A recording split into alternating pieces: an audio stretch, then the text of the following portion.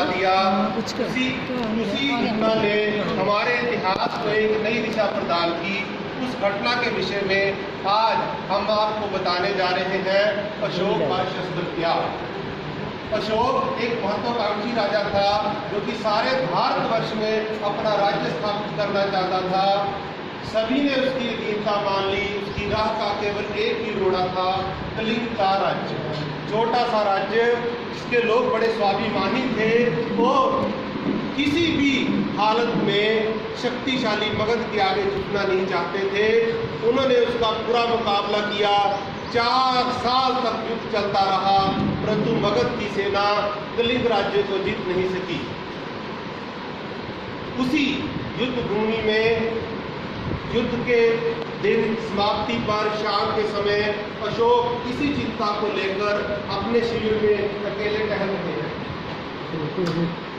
आज 4 साल से युद्ध हो रहा है, कलिंग को आज तक विजय प्राप्त नहीं हुई। लाखों सैनिक मारे जा चुके हैं, लाखों घायल हुए हैं, लेकिन आज तक सफलता नहीं मिल सकी। पता नहीं अब आगे क्या होगा। महाराज की जय हो। महाराज आपसे संवाददाता मिलना चाहते हैं, आने दो।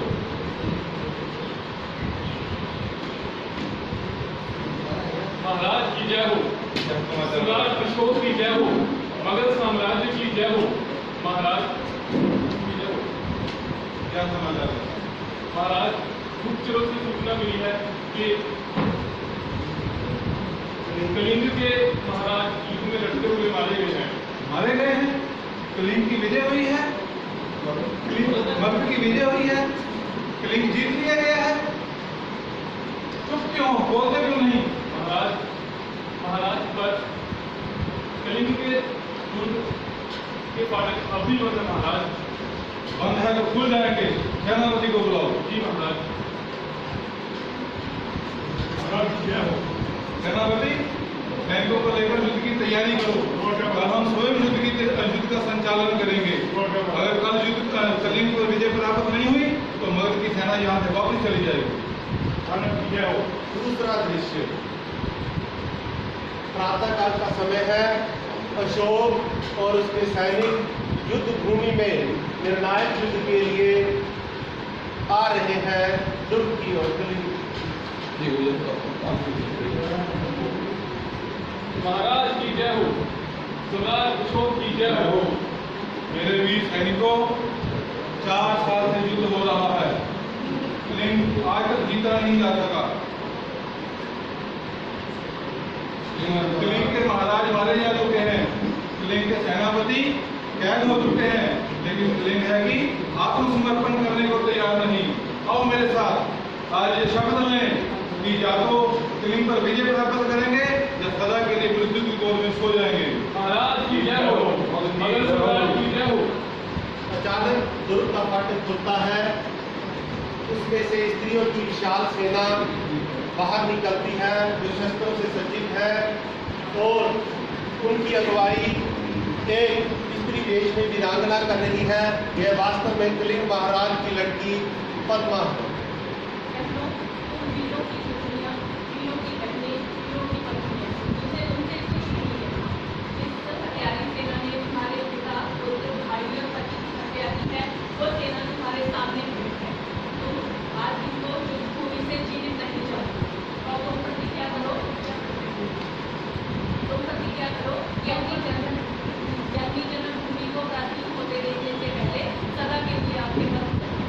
यह कौन?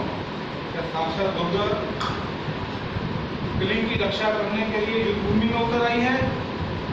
अरे ये तो बाकी स्त्रियां सैनिक हैं, लेकिन अशोक कभी स्त्रियों पर हाथ नहीं उठाएगा, कभी स्त्री वध नहीं करेगा। सैनिकों, कोई भी स्त्रियों पर हाथ नहीं उठाएगा।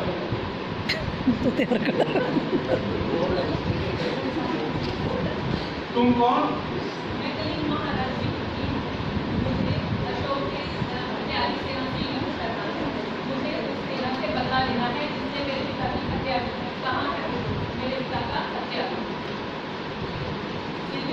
महाराज, मुझे युद्ध चाहिए, केवल आज आपकी इस भीषण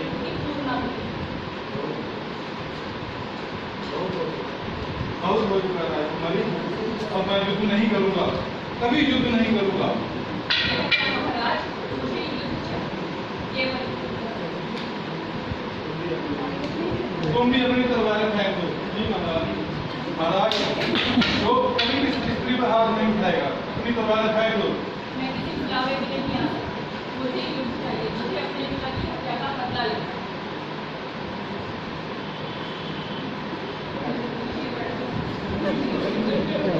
तो लीजिए बदला राजकुमारी, इस अशोक का सिर किसी के आगे नहीं झुका। इस अशोक ने लाखों के सिर काटे होंगे, लेकिन ये सिर आपके आगे नत है। लीजिए बदला, लेकिन मेरी प्रतिज्ञा अटल है। तो जाइए महाराज, स्त्रियां भी हत्या पर मार नहीं करेंगी, आप अपनी प्रतिज्ञा की रक्षा के लिए जीवित रहिए। चलो बच्चों। तो इस प्रकार इस घटना ने अशोक का हृदय परिवर्तन कर दिया और इतिहास ने नया मोड़ लिया। अशोक ने शस्त्र त्याग किया। उसके बाद ऐसा अशोक हमारे सामने आया जिसको हम महान अशोक कहते हैं। उस घटना के बाद अशोक ने बुद्ध धर्म स्वीकार कर लिया। अगले दृश्य में अशोक बुद्ध धर्म स्वीकार करते दिखाए जाए।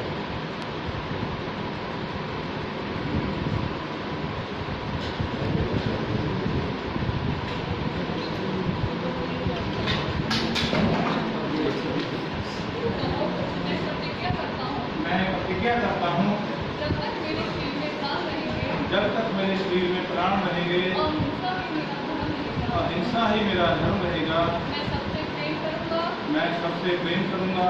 मेरी करुणा का सदावर सबको मिलेगा। मेरी करुणा का सदावर सबको मिलेगा। प्रतिज्ञा करो कि जब तक मैं जीवित हूँ, प्रतिज्ञा करो जब तक मैं जीवित हूँ, सबको ये करता हूँ। सबको यदि रखूंगा, अपनी प्रजा की भलाई करूंगा, अपनी प्रजा की भलाई करूंगा, सभी प्राणियों को सुख और शांति पहुंचाने का प्रयत्न करूंगा, सभी प्राणियों को सुख और शांति पहचानने का प्रयत्न करूंगा, सभी धर्मों को समान समझूंगा, सभी धर्मों को सम्मान समझूंगा।